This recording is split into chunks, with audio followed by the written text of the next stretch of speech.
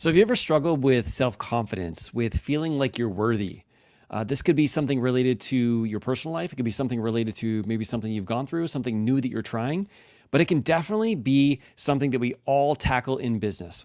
Here's one of the things that I found is when we jump into something new, especially if we're a high performer, if we're somebody who is like all about taking action, sometimes jumping into something new can actually spark some things that maybe in the past have held us back in different areas, but now they come up in new ways, and we call these things limiting beliefs. And they try to convince us to not take action, to not take those steps, that maybe we don't have the confidence or we don't have the worthiness that actually allows us to lean in and to really help people change their lives. And that's why for this month, we actually picked this really powerful book called Worthy from Jamie Kern Lima. Now, here's the thing. This is the second video that we're doing for this. The first one we did last month where we dove into part 1 through the first 9 chapters. Today we're starting on in chapter number 10. We're going to take about 30 minutes to take a deep dive into today. And this is really powerful because we like to share the aspects of this that are related to the 3 areas that we focus on modern leadership here. Number 1 is growing a business that you love, connecting with people, helping make an impact in their life. Number 2 is making sure that your family is the priority in your life, creating that business, but also making sure that you do not sacrifice your family time in the process so that you can actually stay more connected to family than ever before. And number 3 is getting and staying in the best shape of your life. Now, worthiness has a lot to do with several things outside of that. But when it comes to why we dive into these books inside of our Business Leadership Book Club is because we want to see it through those 3 lenses. And so that's what we're going to do here today. Now, if you're not a part of the book club, I will leave you the link inside of the description, which is modernleadership.us/book club. It's currently free right now. You get an opportunity to dive in. If you're a part of the book club, jump into the app for us and vote for our next book. We're actually diving into our next book, and I will be voting, or everybody will be voting, and then we'll be deciding by Friday what that next book is that is going to help us focus on these 3 pillars, but in a different way. So last little shout out is we have a lot of people who are joining our inner circle who were on the workshop from last weekend. If you have not seen that, how to like really, I don't even remember the name of my own title, unlock rapid growth in business, family, and health all at once. It's something that we dove into that basically it's a way of you, just similarly to how we're doing in books today, growing exponentially where instead of you having to read the book and just getting your specific takeaways, it's why we do this as a team so we can all come together at the same time and exponentially grow. That being said, we're going to dive into part number 2 of this book. So what I'm going to do is I'm going to go through starting on chapter number 10, just like we did last time. I want to pull out the key takeaways from every chapter. Now, we're not going to be able to spend as much time as we want on every single chapter. There is so much gold in this book. If you have not read this book, it's definitely one to grab onto.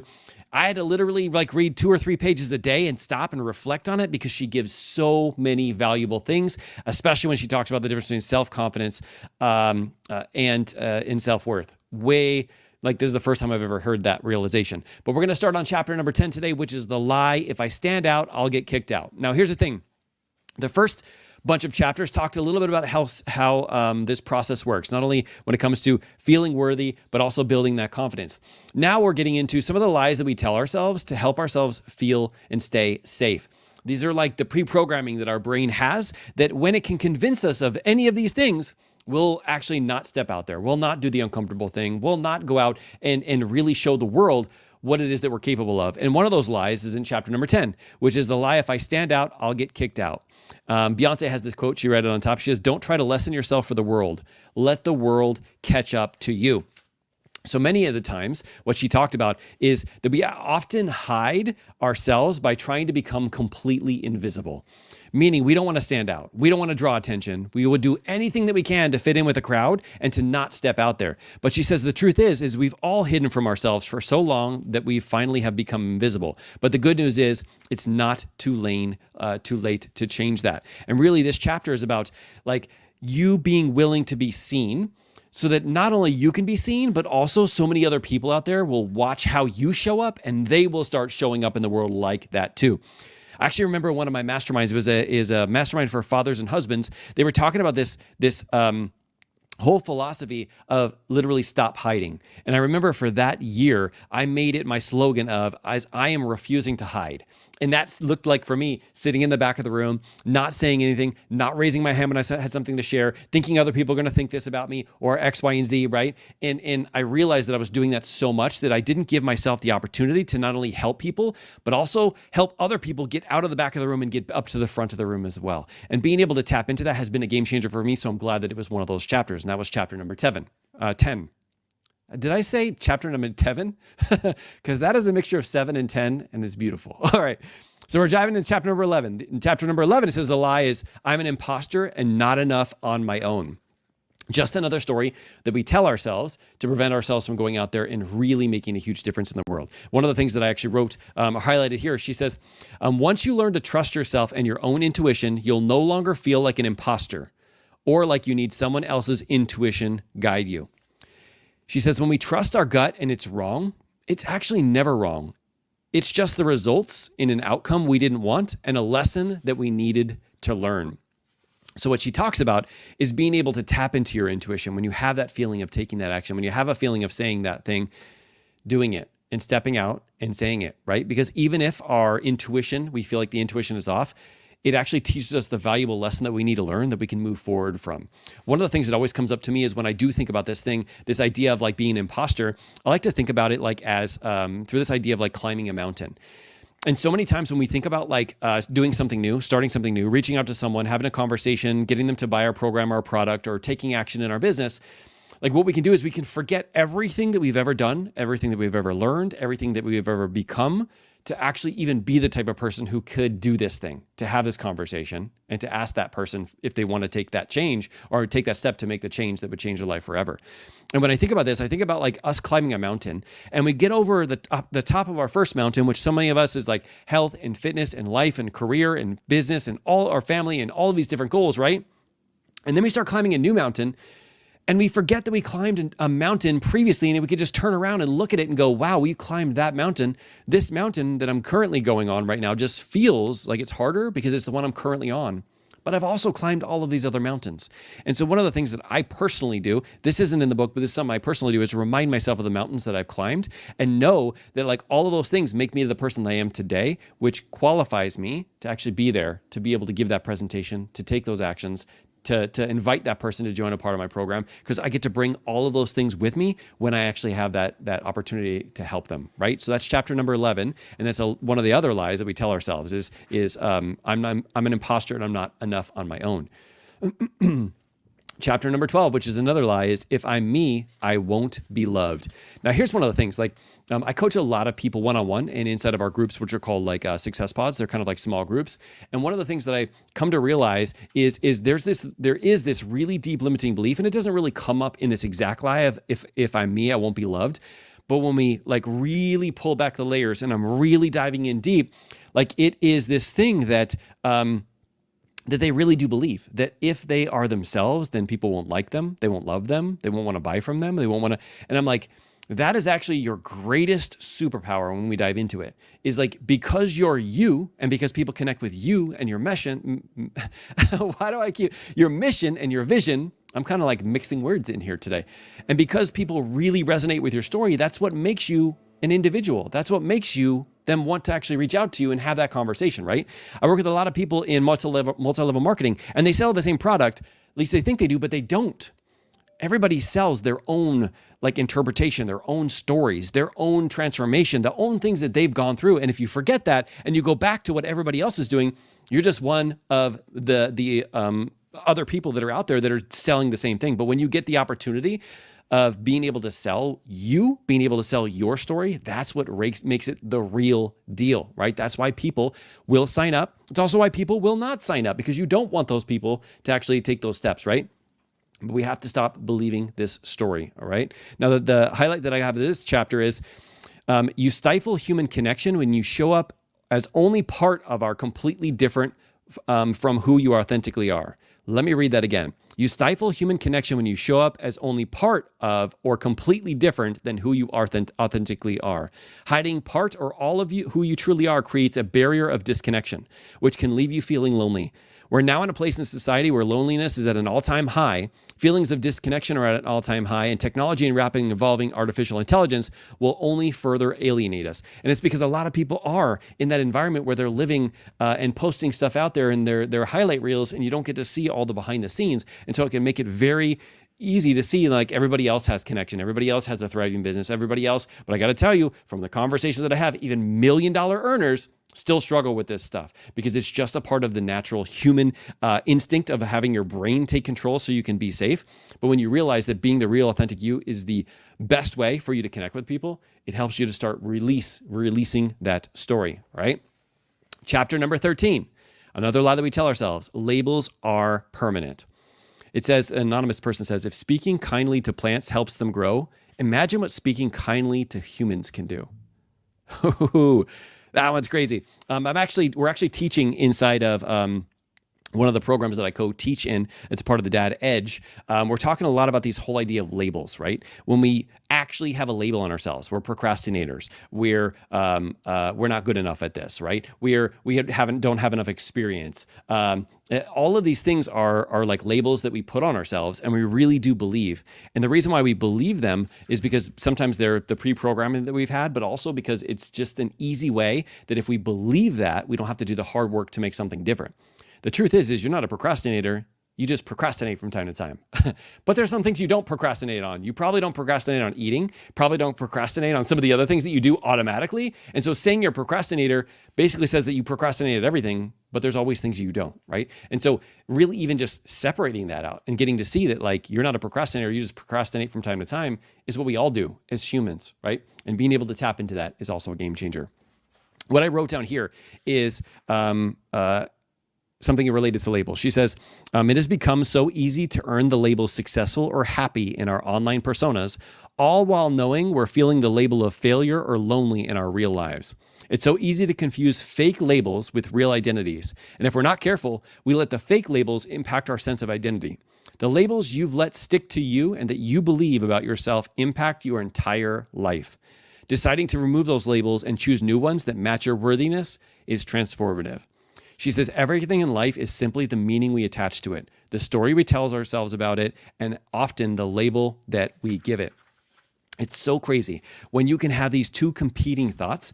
Believe it or not, when you put more time and energy into the label that you truly want, that you truly can believe, how just the other ones just really disappear, right?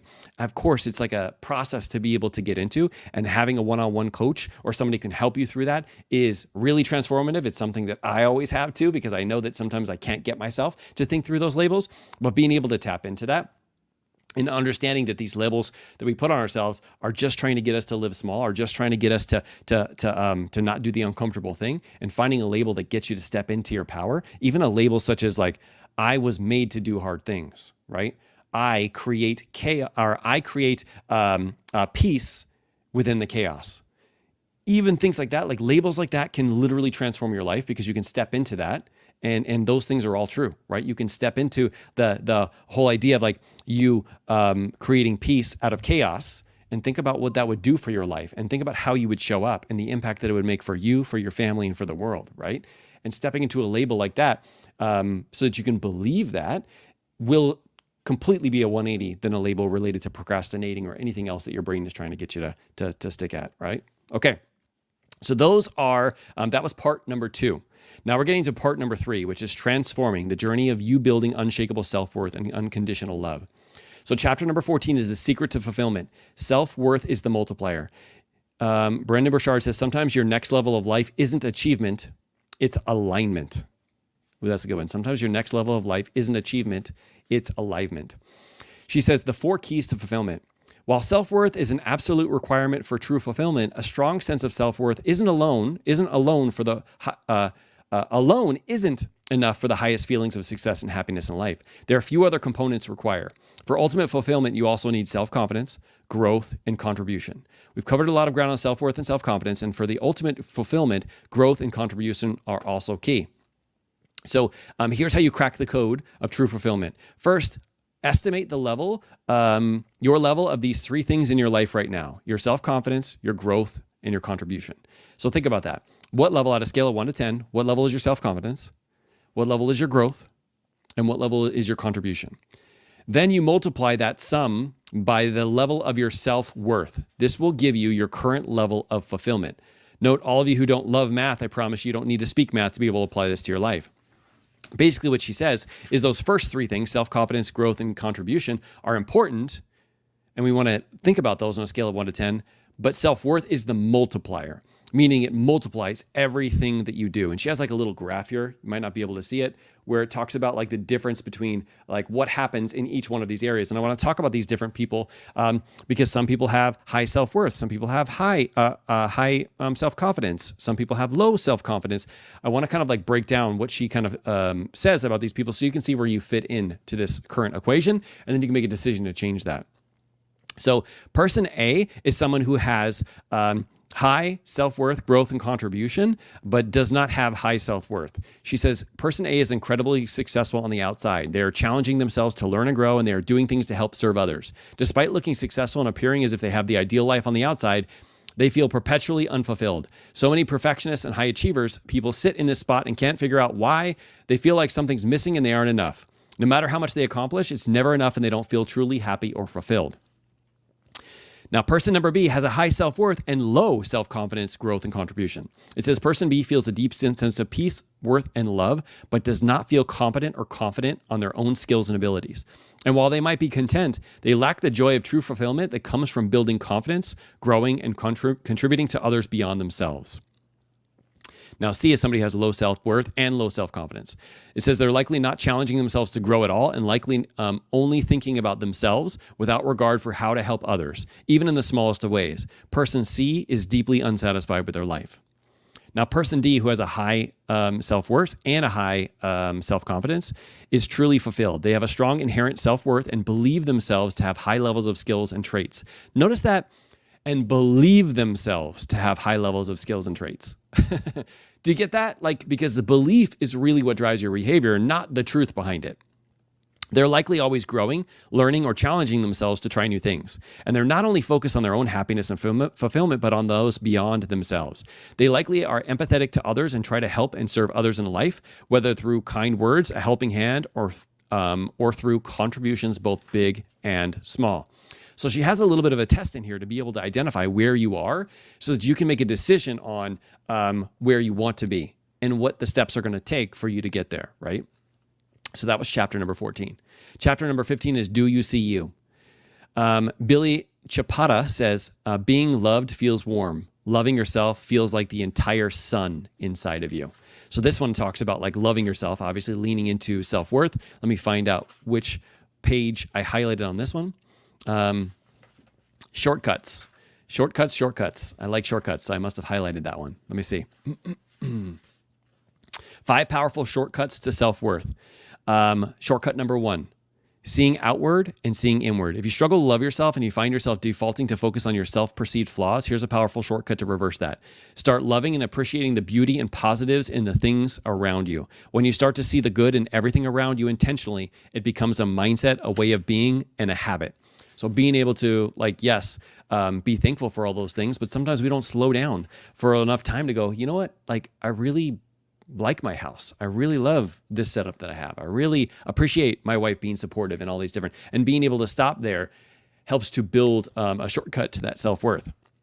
Shortcut number 2 is writing and worthiness. If you practice journaling or plan to start, there's one specific tool I found to be especially impactful as a great self-worth shortcut. When you journal about events or experiences in your life, whether positive or negative, write the date next to them in your journal and then revisit them 6 months later. When you do this, and particularly with the difficult or negative experience, take some time to intentionally reflect and write about something you've learned from that event or situation and at least one good thing that's come from it, whether it was a lesson learned or a way in which you grew from it, or perhaps simply the strength you've built or knowledge you've acquired having gone through it. You can do this again at the 1-year mark. What is powerful with that is not only does it help you reframe it, but it helps you see that it wasn't as big a deal as you thought it was going to be.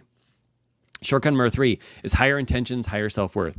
She says, so often we speak and act without considering the intentions behind what we say or do. Taking the time to truly consider and perhaps refocus our own intentions can be a powerful self-worth shortcut. And when your intentions for what you say and do are good, and you acknowledge your own good intentions, your self-worth gets stronger. This is something I was actually helping one of my one-on-one clients through, because when you think about the things you can control versus the things you can't control, the things you can't control directly are the results that you get. The things you can control are the actions, the beliefs, the behaviors, the things that you're doing, right? And the things that you focus on. But when you think about like results, sometimes if you don't get the results you want, but you're putting in that action and that energy, what we can do is being focused on the lack of results is actually, we'll put out a negative energy in the world. And our next conversation will be more of like a hope or pray that we're actually going to have that conversation, right? And something's going to come to fruition at the end. Instead, I like to think about like, how can we reframe it in terms of your intention? When you got on that call, what was your intention?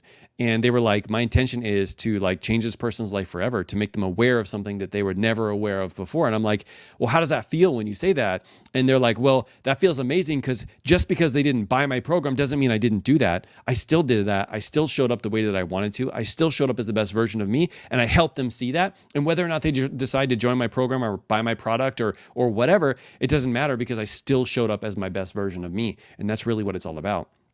And it's crazy what happens when you realize that you can focus on what your intentions were. And yes, we want to keep trying different things and learning the behavior and learning different behaviors and different actions. But in reality, if we're focused on the fact that this person didn't sign up or the fact that we didn't get those results, we're actually going to bring the energy down and actually manifest and magnify and create more of those negative kind of results that we don't want to have, right? But focusing on those things, focus on your intentions can really flip that switch. Shortcut number 4 is you're worthy of being seen, heard, and understood. Oprah interviewed thousands of guests, including multiple U.S. presidents and the most famous superstars in the world. And they all had one thing in common. No matter what they said, when they got done, and this is presidents, they said, how was it? She said they needed confirmation from Oprah. And basically Oprah puts it, they wanted to say, did you see me? Did you hear me? Did what I say matter to you?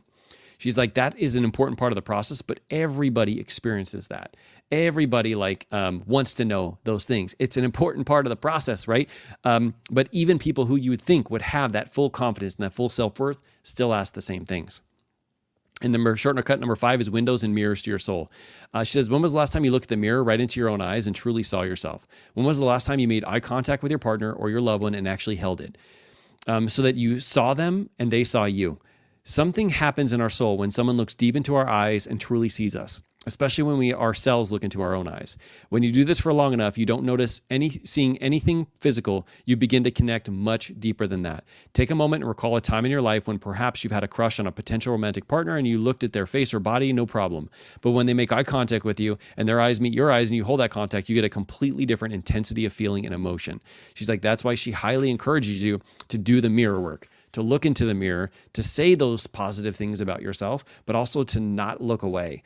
I mean, I actually tried it while I was doing this, and it is a really, really powerful tool to be able to look into, and definitely is one of those shortcuts to increase your self-worth. All right, chapter number 16. 16 is know your why, then fly, girl, fly. And fly, boy, fly. She says, if you don't see a clear path for what you want, sometimes you have to make it yourself. That's Mindy Kaling. That's really, really powerful. One of the things she focused on this chapter is to increase your self-worth and increase your self-confidence, which is like what the last chapter was about too, but those are shortcuts. These are focusing on your why. She says, on your path of learning to believe you're enough and that you're truly worthy, it's so important to carve out time and truly understand your deep personal why for wanting to believe it. Trying to spread your wings and fly towards worthiness requires determination. Our entire lives, we've learned messages that keep our flight towards worthiness grounded. Carrying the weight of our conditional belief system can feel like we're trying to fly while having lead balloons attached to our wings. Knowing your why becomes the wind beneath your wings. She says we need vision to maintain hope, and your why acts as your vision. So reminding yourself of what you're doing it, why you're doing it, right? Even before a call, even before you go in and step in and be the parent or be a husband or wife that you need to be, asking yourself like why that's important and meaningful to you can help you refocus in that moment, especially if you're feeling not in the best way, right? If you want to show up as the best version of yourself, reminding yourself why, it's like another one of those intentions things can change the game for you. All right, chapter number 17. She says, circle or cage. Trent Shelton says, be careful telling your dreams to people who aren't dreamers. She said, let's rip the Band-Aid right off. Are there people around you right now that are the most, including your friends and loved ones, your circle or your cage? Here are some ways to tell which feels true for you. Think about how your inner circle makes you feel. Take a moment, maybe even close your eyes and ask yourself, are they empowering? Do they want what's truly best for me? Or do they just want what they think is best for me? Do they lead with love? Or do they lead with disempowering? Do they want me to conform to their expectations of me? Do they lead with fear? She says, do you share all of who you are, knowing they love you for who you are? Or do you hide parts of yourself from them so they don't judge, shame, or love you less? The truth is, this is also the reason why we put together our inner circle. And by the way, we had Jesse sign up to be a member. Jesse, welcome to the inner circle, my brother.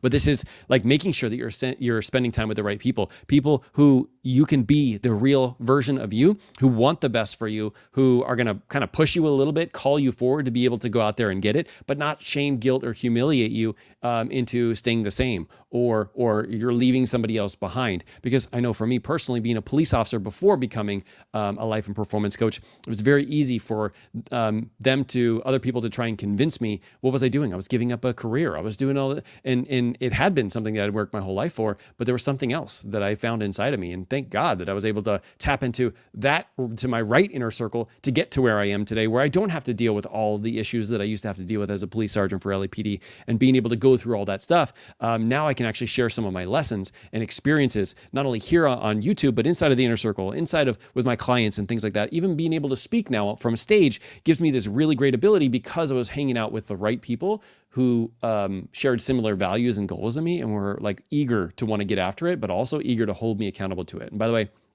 I know I didn't talk about this in the beginning. If you look under this video, there's a join button. It'll tell you a little bit about our inner circle, if that is something that you're interested in. Okay. She says, spend time with people who are like-hearted, not necessarily like-minded. Oof, this is so important, guys. This is so important. I told you already, I have a lot of people in the network marketing world. I also work with a lot of people who were in the police world, people who were in corporate world. And one of the things that I seem to find more often than not is people surround themselves in an inner circle of other people that are just like them. That does not work. That is like she said, making sure that you're in a group of like-hearted, but not necessarily like-minded is really what the key is. It's like if you're in a specific company, you can share and try and challenge each other within the company, but getting an outside perspective will change the game forever, because there's sometimes things that we do all the time, things that are just the norm in that business or that company or that family even, that are just the norm. But what if there's like other ideas and suggestions and strategies outside of that? It's really the power of being able to surround yourself with people. Yes, I think you should surround yourself with some people who are inside, but also some people on the outside, right? So that you can make sure that you're in that environment of growth and not just everybody thinking the same. Not thinking the same, not looking the same, not feeling the same. Like you want to have like a whole plethora of different people to be able to pull from, because that's what the power of a team is, right? And being able to have that kind of environment is not only a game changer, but it'll help you be more creative than you've ever been in your life. Okay. So chapter number 17 was about the people you surround yourself with. Chapter number 18, overexposed and underdeveloped. Let's see. She says, the real part is how you'll get really real results. And that's what this book is about. My purpose in this chapter is not to deflate you. I promise you that you have everything you need inside of you right now to accomplish your greatest hopes and wildest dreams. I promise that you're worthy of them. But there is one crucial ingredient in the success formula that most people are tempted to skip over. In order to truly achieve your ultimate goals, including how to build lasting self-worth and self-confidence, you have to build and fine-tune the skill of generating your own momentum along the way. I promise you I'd be right here along with you on these pages, and I have your back. So I've got to talk about the really real stuff right now. Let's go. And she goes in to talk about like how she created momentum, right? And momentum isn't necessarily like creating momentum, especially in the beginning, is one of those things that's a lot more difficult than maintaining momentum, right? But when we can tap into how to create momentum, and I like to ask these questions is like, when you've had momentum in the past, what are some things that have contributed to it?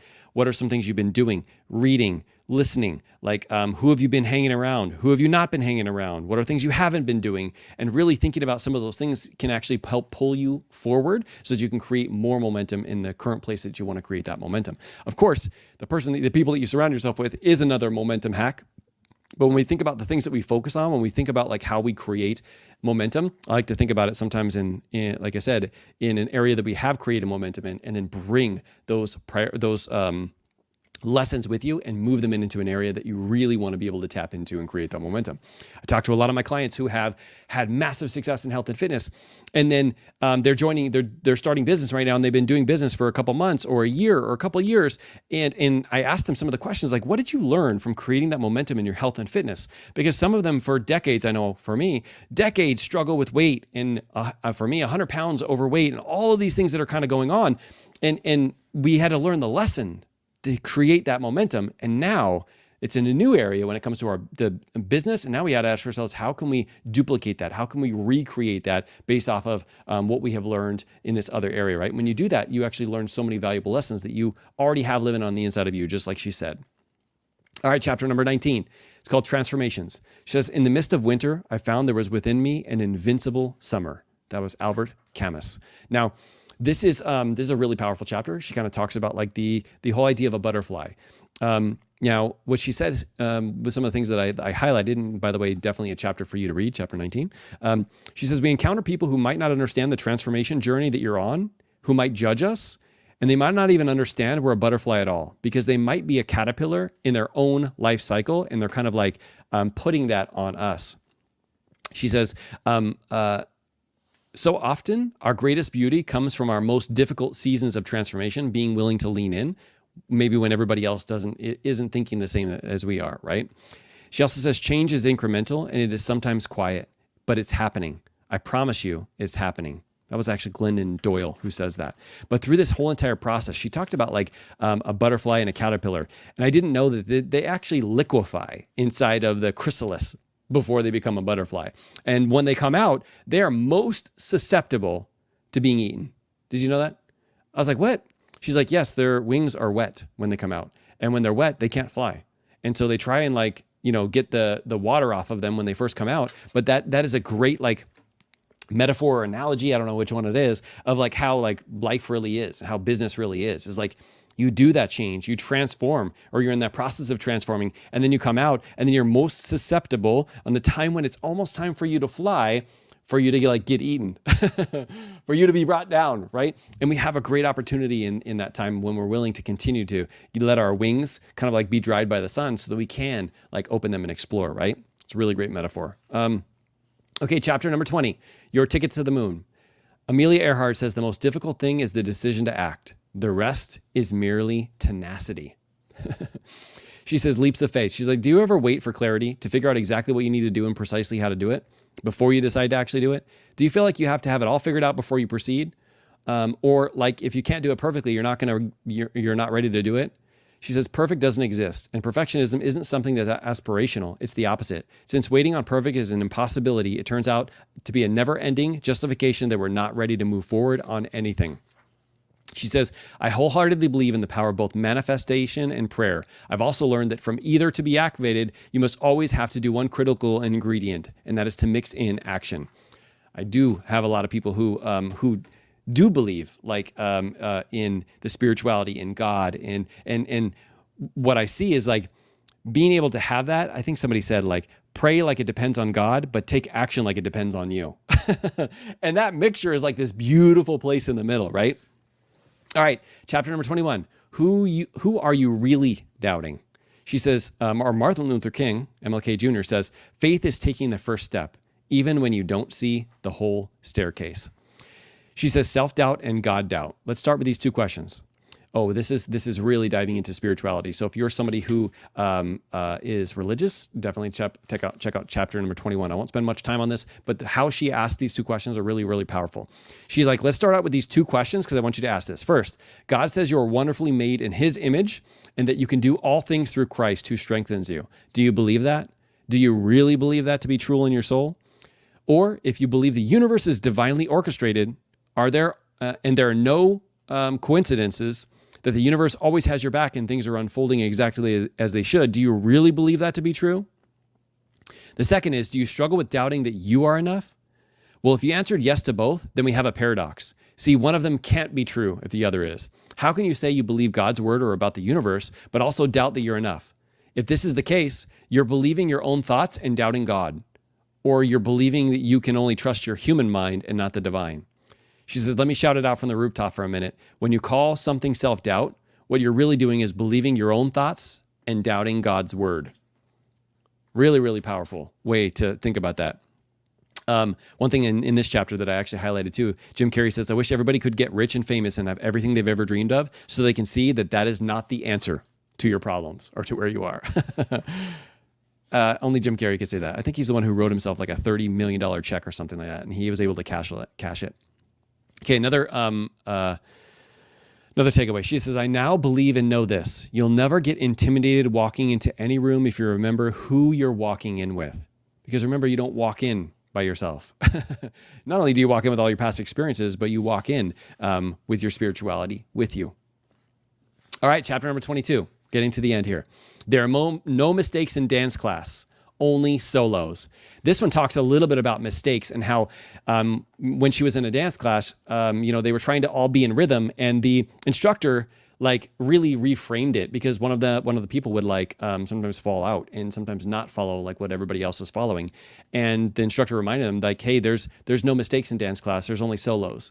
And remembering and reminding yourself to reframe when you have situations like that so you can learn the valuable lesson that's in there is really, really powerful. But that's what happens when you're able to like tap into not only your self-worth, but being able to control and your the thoughts that you decide to focus on so you can create something new. Chapter number 23, you're worthy, your lap starts now. Let me see where I have. Oh, she was talking about her mom in this specific situation and some words that her mom spoke to her. Let me actually pull out what those words were. Her mom told her when she's like, hey mom, like what do you really like, what are you proud of me for? And what do you want me to make sure that I do? And she says, I hope you never change. That's my ultimate wish for you. It would be so terrible if you ever changed. And really her mom was like calling out to her being herself, her authentic, real, worthy, self-confident self, not worrying about like what other people are going to think or what other people are going to do or any of these other stories we tell ourselves, and how powerful that statement was to her mom, or from her mom, basically saying like, I just don't want you to ever change. I want you to always be the real you. Now, there is one more quote that I want to share with you right now, and it's not really a quote, it's a question. And I think this question really hit a lot of people inside of our app because it's one that I really want you to just tap into, and I want you to think through what your answer would be to this, okay? And that question is, what will you do with the power that is you? What will you do with the power that is you? Would love to hear it. I would 100% love to hear it. Such a powerful book, guys. I try to break down as quickly as possible. It's been 40 minutes for today.